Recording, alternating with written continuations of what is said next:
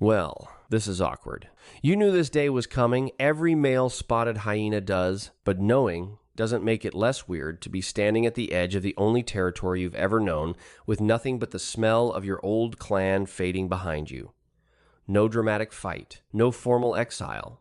Just a slow building pressure from every female in the group until leaving stopped being a choice and became the only option. You're 3 years old and you've just been made redundant by your own family. Your clan back there was run entirely by females. Every single one of them outranked you, including the cubs that were still nursing. The matriarch at the top, her daughters below her, their daughters below them, and then somewhere near the absolute bottom, you and the other males. That's just how spotted hyena society is built. Females are bigger than you, about 10% heavier, and socially dominant over every male regardless of size or age. A cub born yesterday outranks you if its mother outranks yours. You didn't make the rules. You were just required to live under them, and now you don't even get to do that. The territory you grew up in smells like home, and you already miss it. You spent 3 years learning every inch of it, every patrol route, every scent post, every shortcut between the communal den and the eastern hunting grounds. That knowledge is now completely useless. You need to find a new clan, and you need to do it fast, because a lone hyena on the open savanna is not a hyena in a good position. You find this out on your second night alone.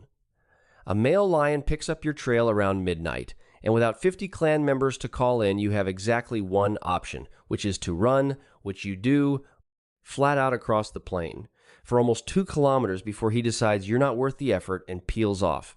You don't sleep after that. Lions will test you every time until you're back inside a clan's territory, and that test changes character substantially when the numbers aren't in your favor. Neighboring clans will chase you off their land too. Right now, there is just you, your legs, and whatever confidence you can convincingly fake. You track a scent trail heading north. Spotted hyenas mark their territories constantly, rubbing a waxy paste from their anal scent glands onto grass stalks every few hundred meters, so finding a clan isn't actually difficult. The hard part is everything that happens after you find them. You approach the edge of their range and send out a whoop call.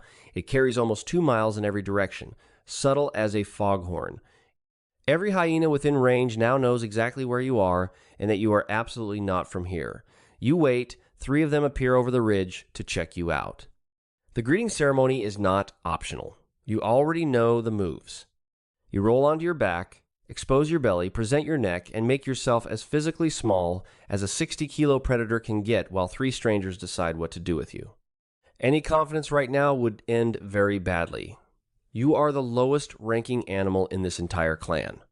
Lower than the adult females, obviously, but also lower than their cubs, lower than juveniles born just last season, lower than every single resident male who arrived before you. You're at the back of the queue moves up only when males above you die or leave. Welcome to your new home. The first few weeks are a masterclass in patience. You follow the high-ranking females around at a respectful distance. Not close enough to seem threatening, not far enough to seem unreliable. You need them to get used to your face, your smell, your presence on the territory without flinching at you. You show up for every border patrol. You contribute to every clan confrontation with the neighbors without starting anything yourself. You eat last at every kill, which means some nights you don't eat at all. No social privileges, no feeding priority, just existing quietly and consistently until the clan's threat assessment of you drops from actively hostile to merely suspicious. You have learned to giggle on command, by the way. The laugh is not laughter, it is submission. Every time a dominant animal approaches and you giggle back, you are saying, "Please don't bite me," in a sound that carries across the whole savanna. You will be saying it a lot, for a while yet. Then your first hunt with the clan, and this is where things start to make sense. People call spotted hyenas scavengers. Wrong. Your clan makes around 95% of its own kills.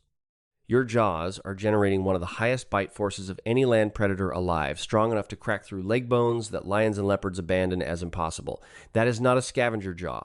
The first hunt you joined does not go well for you personally.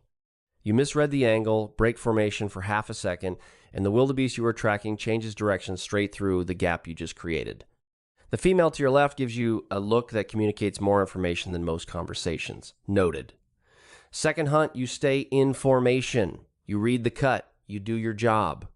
As the wildebeest breaks from the herd, the clan fans out without a single call between them, reading angles and speeds and cutting off every escape route in real time. You read it too. When the kill is made, you wait. You're not eating first or second, but you are eating. That is progress. Months pass. You learn the clan's specific dialect. Spotted hyenas have 11 distinct vocalizations, and each one means something specific. Whoops to locate clan members across long distances. Grunts and squeals for close contact greetings. Growls when things are about to get serious. Fast whoops when the clan needs to assemble immediately. There is also the whoop that means a kill has been made, which brings every hyena in range running, and the groan that means back off, this is mine. You are learning all of them, which would be impressive if you weren't also simultaneously memorizing the rank, personality, and alliance structure of around 60 individual hyenas who can all smell your stress levels in real time. Spotted hyenas have been shown to outperform chimpanzees on cooperative problem-solving tests. These animals are watching you far more carefully than you are watching them. You fake relaxed. You are not relaxed. 8 months in, one of the males above you in the queue disappears. Nobody explains where. The queue shifts forward one position, and you are suddenly marginally less of an outsider. You mark a grass stalk at the eastern boundary with your own scent post for the first time. Nobody challenges it. Small victory, enormous feeling. Then the neighboring clan crosses the boundary at the northern end, and your new clan assembles fast, bodies pressed together, whoops, going up in overlapping waves. And for the first time, you are not hovering at the back of the confrontation, you are in it. The neighbors retreat. Your clan whoops the whole way back to the den. For one night, everyone is on the same side, including you. A year in. You're not new anymore. The females have stopped pinning you down every time you get within 10 meters of a carcass. One of the mid-ranking females even let you walk near her cubs without incident last week, which in hyena social currency is roughly equivalent to being given a key to the building. You've figured out the fission-fusion dynamics of the clan, the way it constantly splits into smaller hunting groups and then reforms at the den, the way alliances shift depending on who's present and who's watching. You navigate all of it now without thinking. That part of your brain that was running at full capacity trying to keep up has finally quieted down. You get older. You climb the queue as the males above you move on. You father cubs you'll never raise, because that's the other thing about spotted hyenas. The female raises them entirely alone, and the cubs are hers, ranking below her, above all immigrant males continuing the matriline without you. That's fine. That's the deal. One evening, you're at the edge of the communal den, full from a hunt, listening to the clan settle around you, when a whoop call goes up from the southern boundary. Young male, wrong dialect. Hovering at the edge of the territory, looking exactly like you did about 2 years ago. You remember that feeling? You trot over, he freezes completely, you sniff him once, you hold the eye contact just long enough to make your point, then you turn around and walk back to the den. He can come in. But he's going to have to earn it.